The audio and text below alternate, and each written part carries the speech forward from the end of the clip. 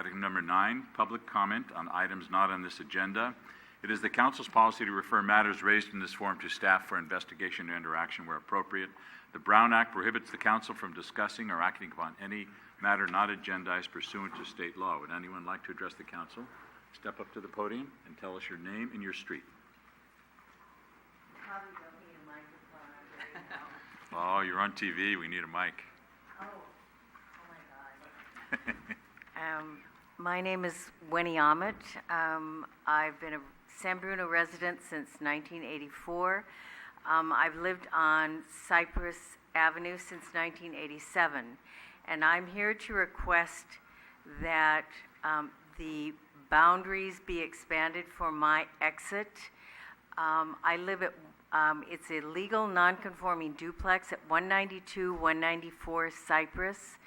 It's a very deep driveway and it's a very narrow exit. Cypress Avenue is probably the narrowest street in San Bruno.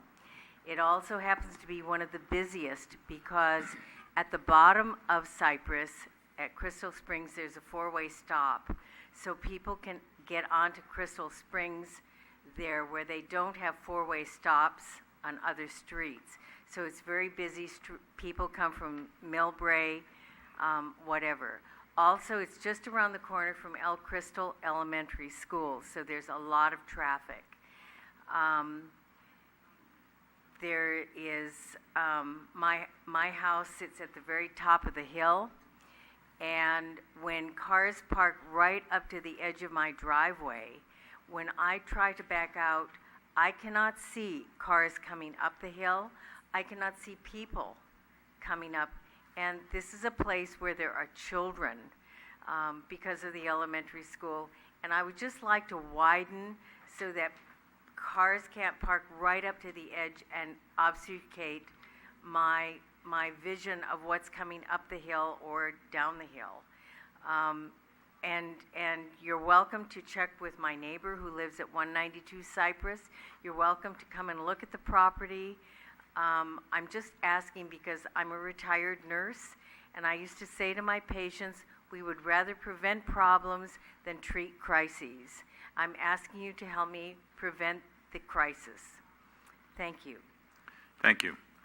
We can't take any action on this tonight, but I would suggest you talk to Carol, the city clerk, and she'll tell you the schedule for the Traffic Safety and Parking Committee, and we can get that addressed there. So, thank you. Anyone else?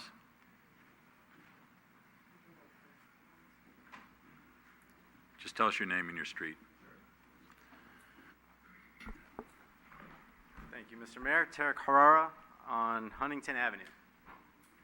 I guess probably similar to the last person who spoke, I should probably take this up with parking, but thanks for your time anyway.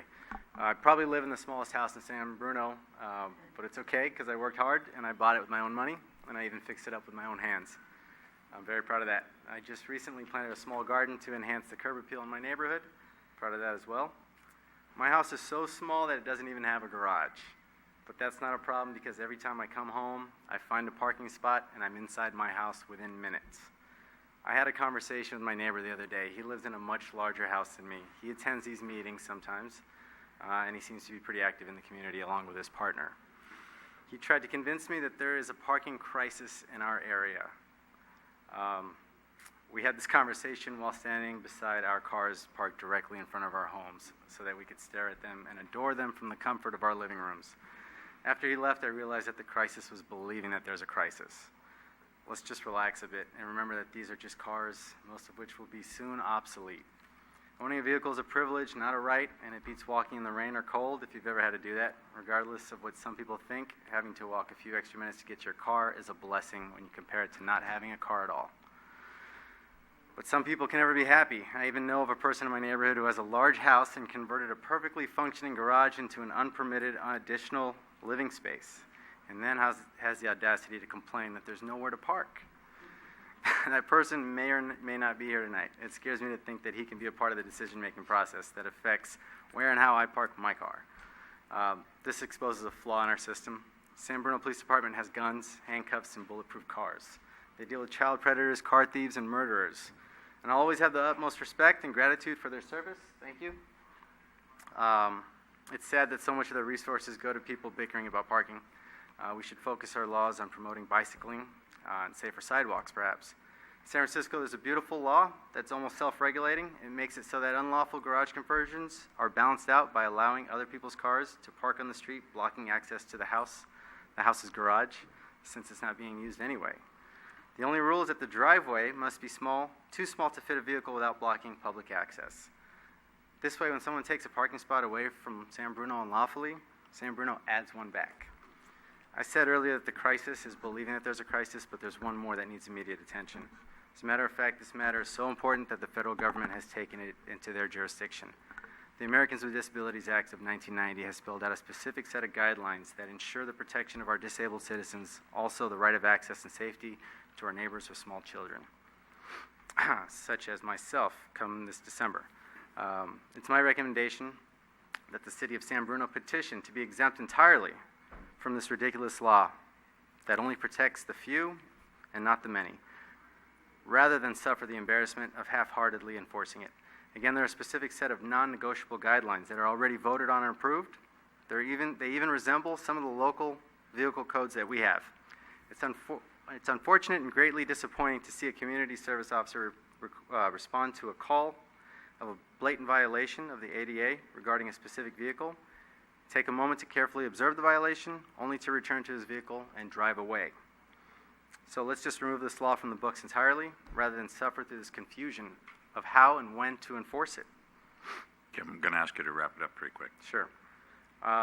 Unless, of course, we have faith in the legislative process and the integrity it takes to uphold it. In closing, Lieutenant Johansson has stated in an email that they typically only enforce this violation when a stroller cannot go around the blockage. And I'd like to go on record as saying that I disagree with his authority to interpret the law in a manner that he deems fit. Again, by doing so, SBPD continues to encourage people to worship their automobiles, and in this case, at the cost to the children and the disabled. Thank you. Thank you very much. Anyone else under public comment?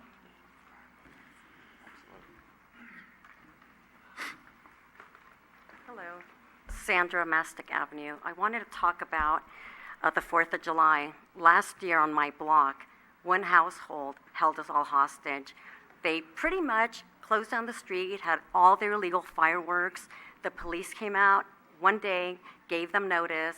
They did the fireworks that night, and either the next night, 4 patrol cars came up on them as the street was blocked off. They shut off. They warned them, you're on the mayor's list, don't do this again. They didn't see them light the fireworks, but they did have to wait for the fireworks to stop before they drove away to another address. And I get that you have to see the match hit the wick, but what about the behavior around that match and wick? What about people blocking a whole street so we can't get in and out of it? How about 50 or so people on a front lawn pouring into the street, urinating in our bushes, fighting up against our garages, almost pushing their way into their neighbor's door? I don't understand this. This to me is not a celebration. We can celebrate with our little splinkers. It's fine. It's 4th of July. It's wonderful. But what happens on my block is anarchy. And I have to tell you, I'm still shaken and I'm physically sickened by what I had to put up with.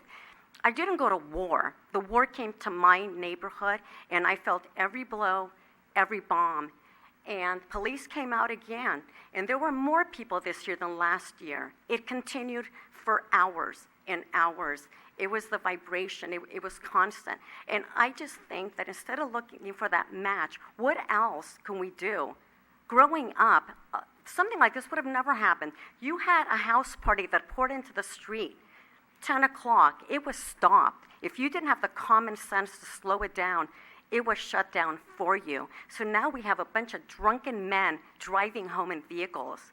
What if somebody else were to get hit? Whose responsibility is that? It's no longer the homeowners. The person is too intoxicated. As they're driving it down our streets, they're throwing out cherry bombs. I would like to know that next year we're going to have some type of preventive action, close down the parties. Mayor, I guarantee you, if that was on your street across from you, I think that would have been shut down pretty quickly.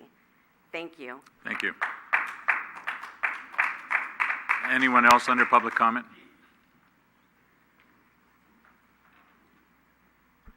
Name is Bill Goff. I live on Maple Avenue.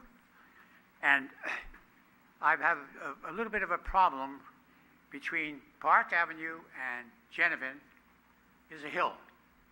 And at the top of that hill is two yellow lines. On Cedar, which they just repaved, same kind of a hill. It's got two yellow lines right at the top of the hill.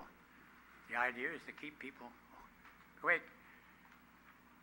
Maple Avenue has no yellow lines, and it's exactly the same street as the other two. The same hill. The only difference is it's a dead-end street.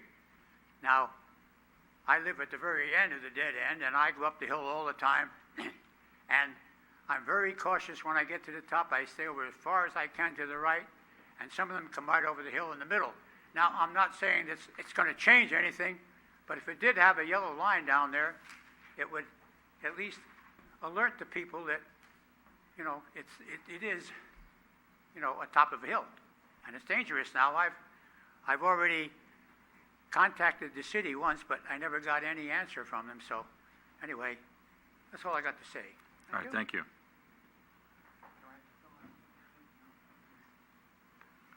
Anybody else on the public comment? Yeah, one more time. Different subject, I hope, yeah.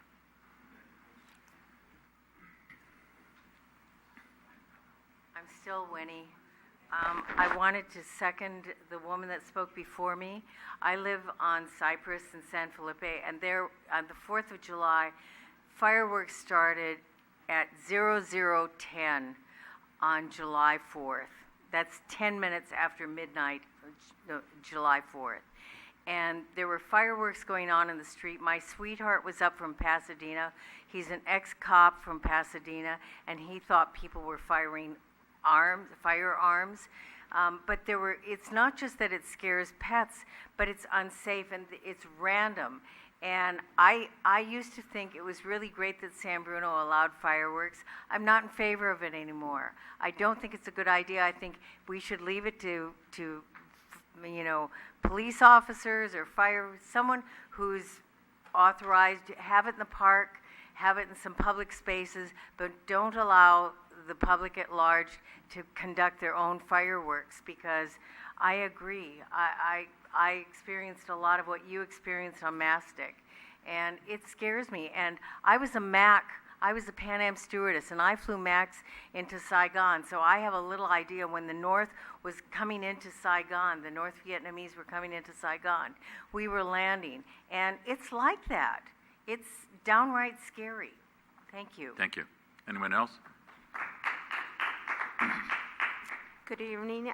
This is Reina Burgos from Florida Avenue. I'm going to echo both Sandra and the lady here, Wendy. We were forced to leave San Bruno because of the previous year about the fireworks. And when we returned home, our backyard was like basically trash of fireworks. The front yard and the street, I had to clean it. We couldn't even wait for the street cleaners because they did it. It was insane how much debris from fireworks. And we heard the comments. This got to stop. We didn't have to. We had to leave. Can you imagine? Have to actually go away because we have Bruno and Bowie.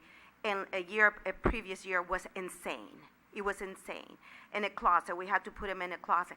And where we heard from our neighbors how bad it was, we need to come as a community and to basically see how can we remedy this. This cannot go on. Thank you very much. Thank you. Anyone else under public comment?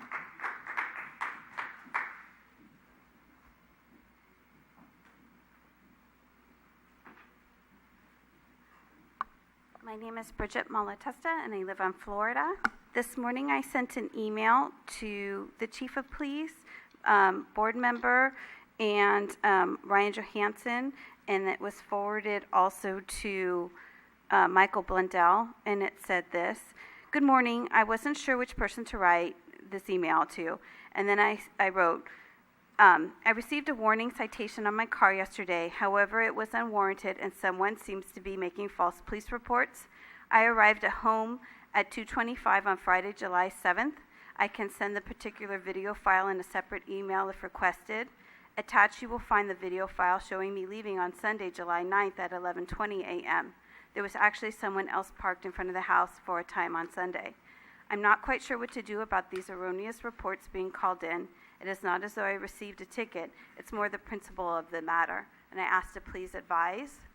So the advice was, and I mean it was helpful, about the system and the protocol where we get chalked every 3 days. Apparently, someone had called and said I hadn't moved my car for 5 days, but I have video saying that, yes, I did indeed move my car for in 5 days. I've actually moved it within a day and a half. And he said that, although I don't get a ticket, we have 72 hours from the time that they chalk us to move our car, but my car's been moving. So somebody's making false police reports, and I'm not quite sure how to mitigate that. I mean, I have the video. I'll put it on file, but it feels really disturbing to me. All right, thank you. Thanks. If you reported it to the police, I'm sure they'll take care of it. So I'll get back to you. Anyone else under public comment?